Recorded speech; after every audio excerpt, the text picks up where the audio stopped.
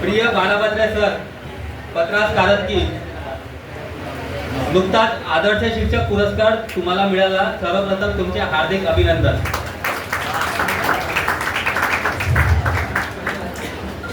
दिशाएं देखो रंग भरी, चमक रही उमंग भरी, ये किसने फूल फूल पे किया श्रृंगार है, ये कौन चित्रकार है, ये कौन चित्रकार है. बालपणी रंगोली कार्यक्रमात रविवारी सकाळी जेव्हा हे गीत टीव्हीवर यायचं तेव्हा हे कोण चित्रकार आहे या प्रश्नावर आपसुकच तोंडातून उत्तर निघायचं बाळापात्रे सर.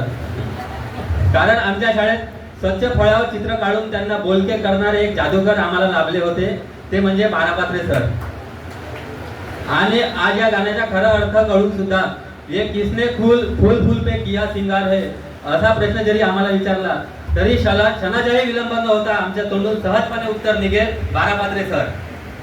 अर्थात हे फूल म्हणजे आम्हीच आहोत आणि आमच्यासारख्या फुलांना तुम्ही फक्त फुलवले नाही तर सजवले सुद्धा आणि समाजात योग्य सन्मान मिळवून दिला. रात्री फुलांना सुद्धा माहीत नसतं सकाळी उठून आपल्याला देवाजवळ जायचं आहे की देहाजवळ. आमच्यासारख्या नाजूक फुलांना तुम्ही सहजरित्या सांभाळलं आणि आजही सांभाळत आहात यातच तुमची थोरवी लपलेली आहे. आमच्या आयुष्यात खरी रंगत तुमच्यामुळेच आलेली आहे. प्राथमिक शाळेचं शिक्षण आटोपलं आणि पडेल स्कूलमध्ये नव्याने प्रवेश झाला. चित्रकलासारखा अनोख्या विषयाची ओळख झाली. त्या काळी सुरुवातीला फळ्यावर शिक्षक चित्र काढायचे आणि आम्ही त्याचे अनुकरण करून ड्रॉइंगवर ड्रॉइंग काढण्याचा प्रयत्न करत असू. यामध्ये प्राण्यांचे किंवा एखाद्या वस्तूचे चित्र असायचे. तेवढ्या पुरतेच आमचे चित्र मर्यादित होते. मी 6वीत असताना तुमच्या शाळेत पदार्पण झालं आणि इथूनच आमच्या शालेय जीवनाला नवीन कलाटणी मिळाली. चित्रकला विषयाचं तुम्ही आधुनिकीकरण शिकवलं. प्रत्येक रंगाचं महत्त्व समजून सांगितलं. एका रंगात दुसरा रंग मिक्स केल्यानंतर तिसरा रंग सुद्धा उदयाला येतो ही आधुनिक कला शिकवली. ड्रॉइंग वहीवर चित्र काढण्यापूर्वी 1 सेंटीमीटरची बॉर्डर राखायला सांगितली. चित्रकलेमध्ये विषय देऊन एखाद्या विषयावर चित्र काढायला सांगितलं. तर कधी पुन्हा एका रंगावर आधारित खूप साऱ्या वस्तूंचे चित्र काढण्यास आम्हाला प्रवृत्त केलं. एकदा तुम्ही काळ्या रंगावर आधारित वस्तूंचे चित्र काढण्यास सांगितले आणि आमच्यापैकी एका मित्रानं सर काळ्या रंगात तर अशुभ असते ना असा मुद्दा उपस्थित केला. तेव्हा तुम्ही त्याला सांगितलं समोर बघ रे बेटा, तो ब्लॅक बोर्ड काळ्या रंगाचा आहे आणि हाच ब्लॅक बोर्ड विद्यार्थ्यांचे भविष्य घडवतो. त्यामुळे कोणत्याही रंगाला कधीही अशुभ मानणे योग्य नाही. इंटरमिडिएट सारख्या कलेच्या परीक्षेचे तुम्ही आम्हाला महत्त्व समजून सांगितलं. चित्रकलेची स्पर्धा असेल तर विद्यार्थ्याजवळ चित्र काढायला ब्रश आणि पेन्सिल जरी नसेल तरी त्या विद्यार्थ्यांना परीक्षेला घेऊन गेलात आणि त्यांच्या स्पर्धेत पारितोषिक जिंकलेले विद्यार्थी सुद्धा तुम्ही घडवलेले आहेत. तू फक्त चल, परीक्षेला चल, नंतर बघता येईल. तुम्ही दाखवलेल्या या आत्मविश्वासमुळे आज विद्यार्थ्यांनी खाजगी आयुष्यात खूप प्रगती केलेली आहे. पदार्पणातच तुम्ही वर्ग शिक्षकाचे आव्हान स्वीकारलं.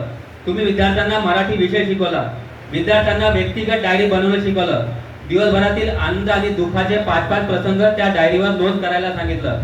ज्या गोष्टीतून आनंद झाला त्या गोष्टीचा पाठलाग करायला शिकवलं. तुम्ही फक्त विद्यार्थ्यांचा सार्वजनिक विकास बघितला. तुम्हाला बरेच राज्यस्तरीय पुरस्कार मिळाले. राष्ट्रीय आंतरराष्ट्रीय पातळीवर तुमची दखल घेतल्या गेली. चित्रकलेच्या क्षेत्रात तुम्ही देदीप्यमान यश मिळवलं. आयुष्यात इतकं मोठं यश मिळून सुद्धा तुमचं पहिलं प्रेम मात्र अजूनही कुणापासून लपलेलं नाही आणि ते तुमच्या डोळ्यात आजही प्रामुख्याने दिसतं. ते प्रेम म्हणजे विद्यार्थ्यावर असलेलं प्रेम. विद्यार्थ्यांच्या घोळक्यात चक्क वर्गात बसून शालेय पोषण आहाराची खिचडी खाणारा मास्तर आम्हाला आजही आपलासा वाटतो. परिवर्तन हा काळाचा नियम आहे असं म्हणतात. सध्या आपण डिजिटल युगात आहोत.